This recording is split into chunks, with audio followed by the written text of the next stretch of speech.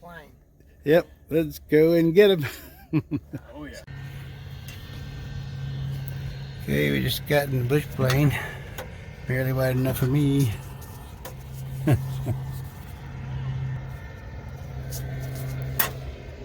Brad?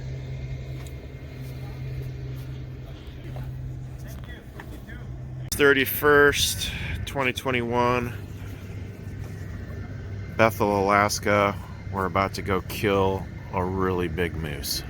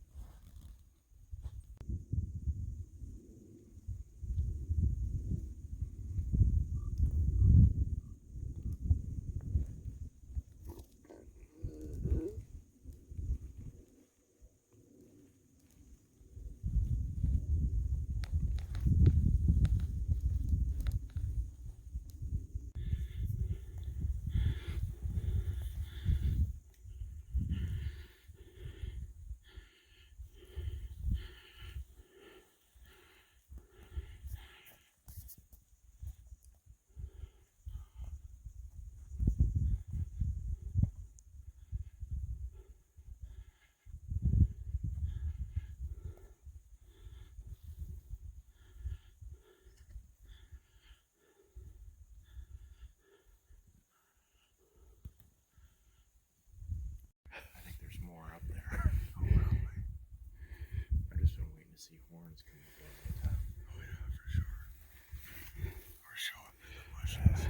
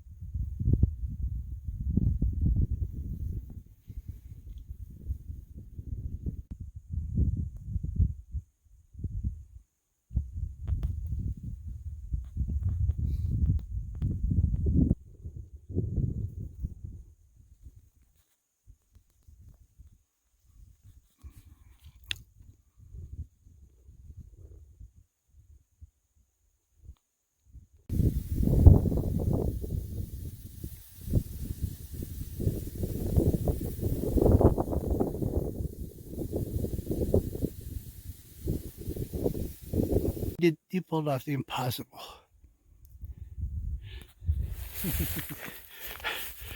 Oh, don't get me texting. Hang on. I've got lots of photos. I'm just telling them that I want packers. Not that there's a chance to get them in tonight, but if there was. Yeah. Well, yep, no problem, man.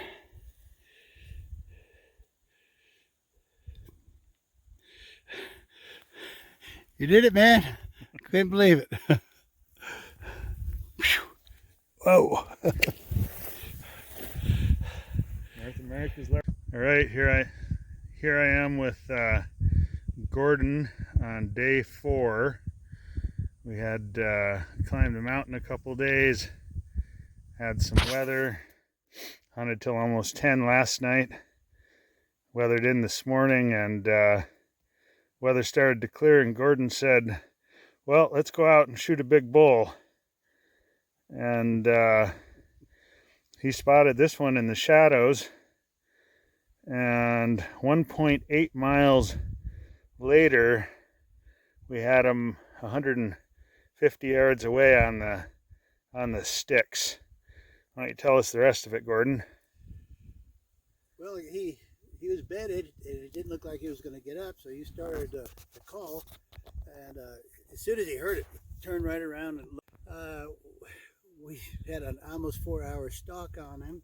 He was bedded, looking in that direction, and we could only see his antlers and his head. And then Tristan started a call, and it got his attention immediately. He looked over where we were, then he stood up, and if he would have went that way, if he'd been out of sight, but he stepped this way, and just perfect broadside to me. I had him on the sticks. I had 0 at 150 yards. I put the crosshairs right on his shoulder above his heart. Looks like we broke his leg and hit his heart. And he turned around 180 degrees, and I threw another one into him. And every bullet made a big smack when it hit. And then he was turned facing away, and I put the third one in him, and down. He went about 15 feet from the first shot. So it was an amazing stalk that Christian took us on. I can't believe we made it that far, and we got this guy totally beyond belief. Thank you, Christian. You bet. And I mean, a huge moose. He's pushing 70, and more than that. It's just look at his age. Look how everything's wore down on him. Look, he's still got a little velvet left. Look at that. Yeah, but just ears are cut. Just old bull. He looks like he's gray old. Head. So big mature bull, which is his head and antlers are way more than I could pick up. Yeah, he's huge, and so nice job, Gordon, for great shooting and having fun and paying attention to the guide every now and then, and thanks a bunch to good advice. Good advice. I always listen to my guides, and you did a fantastic job guiding me and saving me from shooting a smaller one that I was willing to do, and said we'd get a big one, and you were right. We got a big one. And thanks to Renfro's for getting us out here in a great area where these guys live. So awesome operation. These guys really got their stuff together. It's outstanding. The guides are outstanding. The service is outstanding. The hunting ground is outstanding. Even the food is the best food I had in any camp in the U.S. But everything's been just amazing. We were supposed to be weathered in, and we had sunny skies, partly sunny skies now and then, and a little bit of rain. And you got warm a few days and cool a few days, and but I'm amazed that we were able to see them this far away and close the gap and seal the deal. Amazing. Awesome. All right. Well, this should take us 20-30 minutes to get him cut up and quartered. Oh wait, that was 4 hours and 20 minutes. So we'll keep you posted. This is about where I was when I first spotted the 70-inch moose. He was on that far ridge about 2 miles away. The vegetation was very difficult. There was a lot of tundra type vegetation, much rougher than here. This is nothing. Our camp is back up there. It's been raining for the last 3 days. Today it's been raining off and on. Sun trying to come through. See the sun shining up on the berry field. All those smooth brown patches are mostly berries, blueberries, cranberries, and crowberries. And you can just reach your hand down and pick up a handful of berries. Every day since we've been here, we've seen bears in this direction. When I shot the moose, we had to walk past a mama bear and 2 cubs to get to the moose. I guess we ran her off. And now you can see a white speck down there. That's my guide, Christian. He's going back to get the cape. They've been trying to pull the moose out for the last 3 days, a piece at a time. The packer they brought in to bring the moose meat out collapsed under the strain of that hike and left his pack. Had to go back and get it. And now my guide is going back trying to get the cape, and last thing that will come out will be the antlers, which are wider than I am tall. You can see the clouds moving over the peak. This is pretty much typical weather right now. No telling when the rain will stop and start. No telling when the sun will come out, if it will come out. It's trying. A little chilly in the wind. You can see it blowing.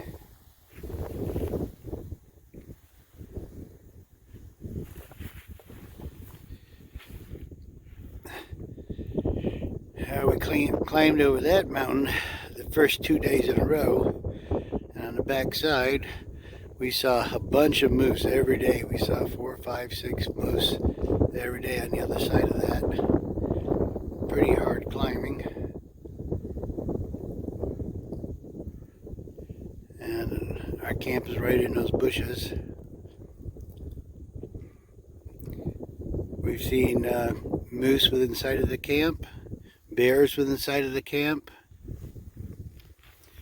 A lot of bear scat all over the ground, wherever you look. A lot of bear trails, a lot of moose trails. I can just stay right here in camp and probably get my bear. Shot the moose 3 days ago on day 4. And it may take another 3 or 4 days to get all the moose meat back. It's way over on the far ridge. About a 3-hour hike. And I spotted the moose in late afternoon around 3 or 4 o'clock. I went and got my guide. He confirmed it was a big moose. And he tried to tell me it was too far to go and that I probably couldn't make it. It was 3 times farther than anything we've tried earlier. But I said, let's go. And just about killed me getting over to him, and by some miracle we stayed out of his sight. Most of the time the moose could have seen us, but Christian was very good about zigzagging, finding cover. We went through some really thick stuff getting to the moose. It was really difficult for me. We finally closed the gap to an unbelievable 150 yards. And I got my shooting sticks set up and just moved to the side of this spruce tree. I could see the moose antlers and his head and his neck, but I didn't have a shot. Then Christian started his moose call, and the moose turned to look where he was. He moved off away from me so the moose wouldn't be looking at me. Then the moose stood up, gave me a broadside shot, and shooting a .338 Win Mag with 250 grain partition bullets. Christian told me to try to break the moose's shoulder with the first shot so he wouldn't go anywhere, and then fire the rest of my rounds into the boiler room. That's exactly what I did. The moose got up, gave me a perfect broadside shot. I broke his shoulder with the first shot. It made a heck of a noise. The splat when the bullet hit was as loud as the gunshot. Christian couldn't see where he was. He didn't know if I hit it or not. I cranked in a second round before the moose could go anywhere. The moose presented the opposite broadside. That one went through his heart. And then he was turned facing uphill like he was going to go away, but he couldn't take a step. And I put a third shot at him that went through his lungs, and that's it. He fell about 10 or 15 feet from where the first shot struck him, way on that far hill. So we had to, cape the moose out and back straps and tenderloin out and gut them and put the meat in bags, and then start the long hike back in total darkness. It was total overcast, raining, wind blowing with the rain, total darkness. I had no idea how to get back, but Christian had a GPS and had marked our route out. I could not have made the same route back through the thick alders and very thick cover. I was just too tired. He, by some miracle, found a way around all of the thickets, the really difficult stuff. And we got back in camp at 5 a.m. And I pretty much stayed in my tent for the next 2 days trying to recover. And today is day 3 after I've shot the moose. And they're still trying to pack it out. They flew a packer in, and when the packer got to the moose with my guy Christian, he couldn't believe that the old guy in camp actually made it out there. So that young guy in his 20s had a harder time than I did. And on one of his trips, he claims he passed out. He abandoned his backpack with the meat in it, but he did go back today and get it. So I guess I'm pretty happy that I was able to do that. That was a pretty tough trip. I only gave us about a 15% odds that we were going to actually get the moose, and by some miracle we did. Christian did an amazing job of getting us there and getting us back. We still have 3 tags we can fill. We got a brown bear tag, a black bear tag, and a wolf tag. On this right here in the middle of the view, those brown patches are all berries, and mostly blueberries, some cranberries, and crowberries. Every day that we've been here, there have been bears and in these patches in this view every day. So even the day we shot the moose, this is my first day out looking back at this area since I shot the moose. Just been here a few minutes, haven't seen the bears yet, but we've seen a big boar, and we've seen a mother bear and 2 cubs here every day that I was out here that I looked. So they're probably here somewhere, just haven't picked them out yet. And we have a tag, so if we see a bear, we're gonna get them. This is some kind of place. Gotta be in good shape, so I don't know how I managed to handle it. But we are probably 100 miles from civilization. Looks like a rain cloud coming in there. I might want to get back to the tent. I've been wet every day. All of us have been wet every day. There's no getting dry. You know, the ground is very slippery. All this light color stuff is lichen. That is what caribou eat. Doesn't have any roots. It just grows on top of the other vegetation. Underneath it is slippery as grease. It is. You gotta watch your footing. You can slide out from under you in a heartbeat. And the ground is not level. Although it may appear to be level, it's not. There is no level ground. I have been here now 7 days, and I have not been able to put 2 feet on the same plane at one time. Your foot's always cocked to the left or the right. Everything is rounded. There is no flat place to put your foot. I've been using climbing sticks in order to keep from falling down. I only fell down 3 times. Still not too bad. But this is where you got to go if you want the big moose. I told Christian on the day we killed the moose, it was raining in the morning and over again, really bad. I was in the mess tent where they cook at noon. We sat around and talked for a little while. I noticed it got a little lighter. At 2 o'clock, we went out. Christian set me on this side of the bench right here where we're standing, and then he left to go to the other side to spot. And it wasn't about an hour before I spotted that moose at about close to 2 miles away. Wasn't sure what it was at first. Studied him for a while, then was pretty sure we had a good sized moose. And I went and got Christian and he said, yep, that's a big one. So we knew we would not make it back before dark, and we knew it was raining and we knew it was difficult. And to be honest, I wasn't sure if I could do it or not, but we did it. And now we have a 70-inch moose, if they can bring him back. Way over there somewhere right now. The packer's out there and my guide's out there trying to bring the meat back before they can bring the antlers. So in the meantime, I'm waiting at camp for a bear to come out. And hopefully I'll get a bear or a wolf soon. If not, I've got 3 more days to get them, and we'll see what happens. This is typical on the tundra. A bunch of blueberries. This is why the bears come up here. All the white stuff is like them. It has no roots. Caribou eat that.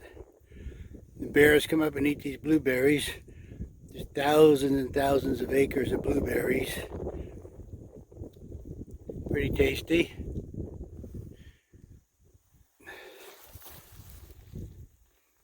That's why the bears come here, and I'm waiting for them.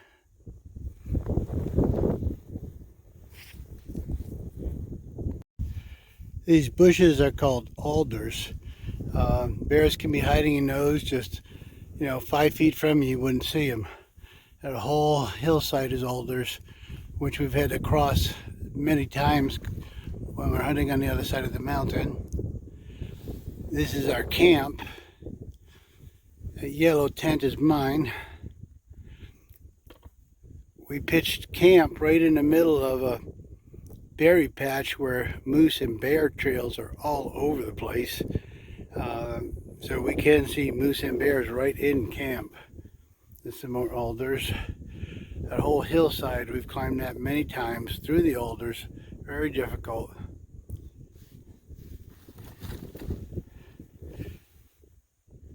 And right now it's just, we got a little bit of a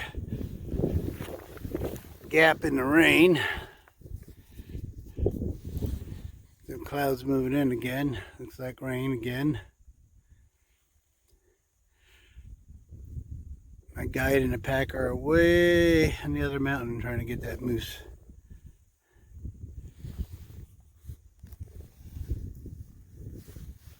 This area over here, the flat area, is actually where the bush plane lands, in the middle of this really rough stuff. He barely has enough room to land and barely has enough room to take off. Pretty interesting to see. But there's moose and bear all over the place here. Got a little sunshine down there at the moment. It won't last. These rain clouds are coming in.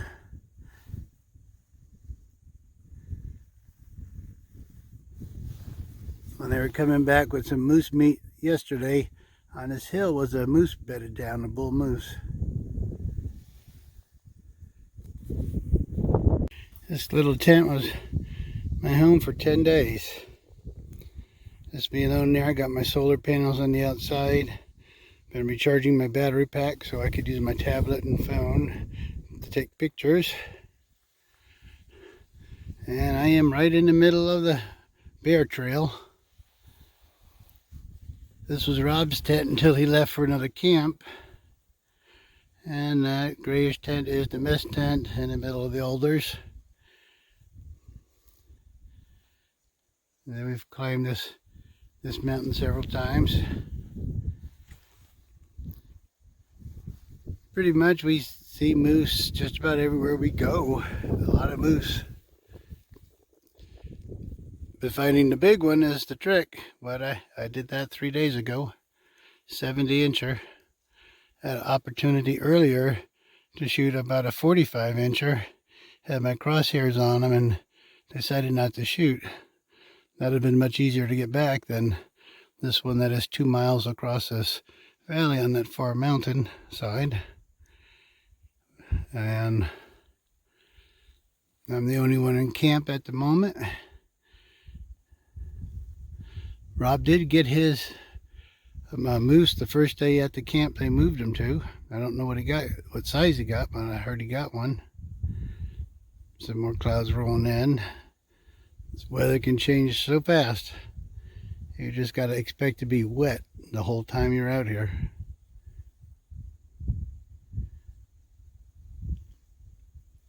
And I think I'll go find something warm to eat, come back out and look for some more bears. Okay, this is me in camp on day 7. So I thought I'd get a picture of myself. Got my rifle. Trusty rifle. My moose down. At the back you can see the mess tent. You can see the mountain and the brush we climbed several times. And then somewhere over there in the flat areas where the airplane lands. And somewhere across on those far mountains is where I shot my moose at. So alone in camp right now. Got a scope cut. So I'm shooting a moose in the first round. Just chilly out here, wet. Everything I have is wet. But I'm in good spirits and in good shape. Looking for that bear now. Here I am all alone, looking at this magnificent view. Looking for bears. We see bear droppings and tracks and trails everywhere. Bears often like to hide out in those alders, and you can't see them till you're right on top of them. Terrain is a little rough right here. You don't know if you're stepping down 6 inches or 16 inches. Steep downhill. Bottom of this little valley. Moose and bear are constantly moving between here. Starting to clear a little bit. Let's see if we can find a bear. I got my rifle, I'm ready. Well, there's my stainless steel Ruger Hawkeye in .338. That's what I killed this 70-inch moose with. This is my tent. I killed the moose off in those clouds. I'm just waiting for a bear to come through camp. My guide and the pack are out there trying to bring pieces of the moose back. They've been at it for 3 days. It may take another 3 days. Well, this is inside my tent. I just came in for looking for bears. You can see my rifle is all wet. Got my clothes drying, laying around. Not very big. The floor is always covered with water or dirt. Sleeping bag. Use my jacket as a pillow. Got clothes hanging up here, drying. Looks like I got to do some housekeeping. My charger, solar panel's working even in the rain. Amazing. Been keeping my tablet and phone charged. Here's my Hornady equipment.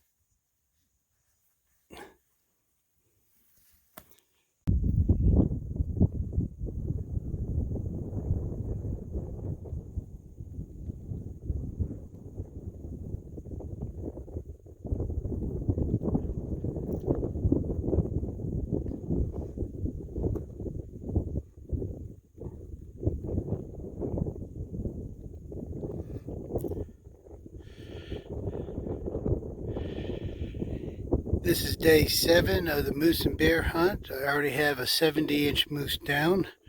Right now I'm scouting all alone over this gorgeous valley in Alaska, looking for black bear and grizzly bears and wolves.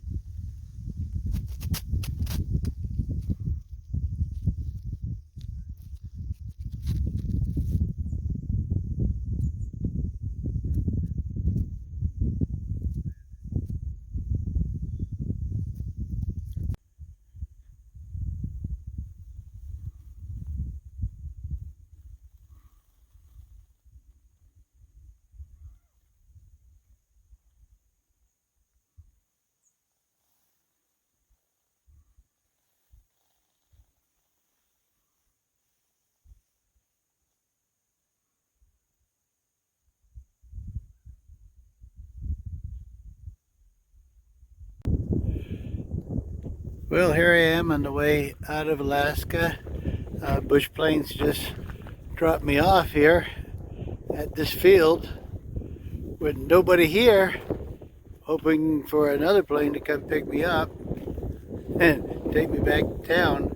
I have no idea how far that is, but as you can see, no one's here, just me, my gear, other gear going out in the field. And there's my moose antlers right there. They're cool little drop tine. Looks like it might rain again, so I hope not. I guess that's the last of the moose meat under that tarp. The rest is already taken out.